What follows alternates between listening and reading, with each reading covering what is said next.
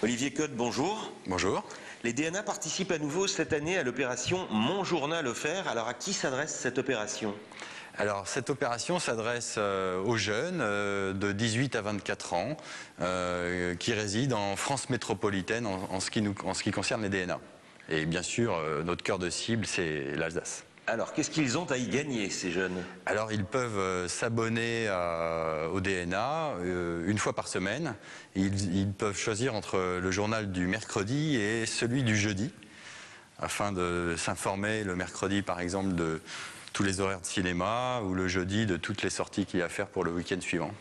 Alors ils recevront leur journal pendant un an, tous les mercredis ou tous les jeudis, chez eux, sans rien débourser. Exactement, exactement. Alors c'est parce que les jeunes ne lisent plus assez, la presse notamment, qu'il faut monter ce genre d'opération, ou pourquoi le faites-vous? Alors je ne pense pas qu'on puisse dire que les jeunes ne lisent plus assez la presse. Ils ont en revanche un problème de pouvoir d'achat pour se la procurer. C'est-à-dire que dès qu'on leur met des journaux entre les mains, on s'aperçoit qu'au contraire, ils lisent beaucoup la presse dès qu'ils l'ont entre les mains. Mais ça coûte assez cher et l'idée du gouvernement, c'était de les aider à se procurer les journaux. Alors quel est le profil de ceux qui en profitent? Ce sont plutôt des garçons, des filles, des citadins, des milieux aisés? Alors, franchement, ça concerne tout le monde. C'est assez équilibré filles-garçons.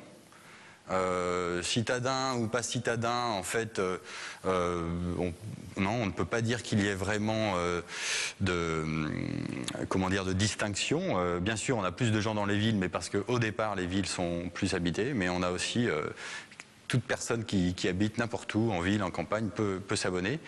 De même qu'on a beaucoup d'étudiants, mais on a également beaucoup de jeunes qui travaillent déjà ou qui sont en recherche d'emploi. Alors qu'est-ce que font les journaux aussi dans leur contenu pour attirer un public plus jeune? Alors dans les contenus, les journaux essayent aussi évidemment de parler des sorties, des spectacles, de penser au centre d'intérêt qui concerne les jeunes. On a également des pages, les pages d'annonces d'emploi aussi qui sont très lues, mais celles-ci paraissent le samedi d'ailleurs. Donc nous avons accès au DNA plutôt l'offre culture et loisirs, donc en accent sur le cinéma et sur les sorties du week-end. Alors on dit que les jeunes privilégient souvent les textes courts, ils devraient trouver leur bonheur dans les journaux. Oui, effectivement, mais je vous l'ai déjà dit tout à l'heure, en fait, quand on interroge les jeunes qui ont profité de l'opération Mon Journal offert, donc sur la première année, ou bien les opérations Oxygène que nous avions faites les années précédentes, ils sont tous ravis. En fait, ils se déclarent vraiment très très satisfaits d'avoir reçu les DNA pendant un an. Ils demandent qu'une chose, c'est de pouvoir renouveler l'opération. Et bien sûr, ils aimeraient bien être abonnés gratuitement encore plus de temps, mais ça, c'est financièrement pas possible, malheureusement. Alors on pourrait se dire quand même surtout que les jeunes sont les premiers clients des journaux sur Internet. Est-ce que vous l'avez vérifié, ça?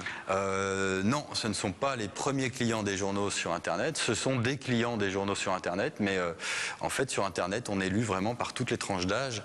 D'autant que maintenant, Internet n'est plus vraiment un phénomène générationnel.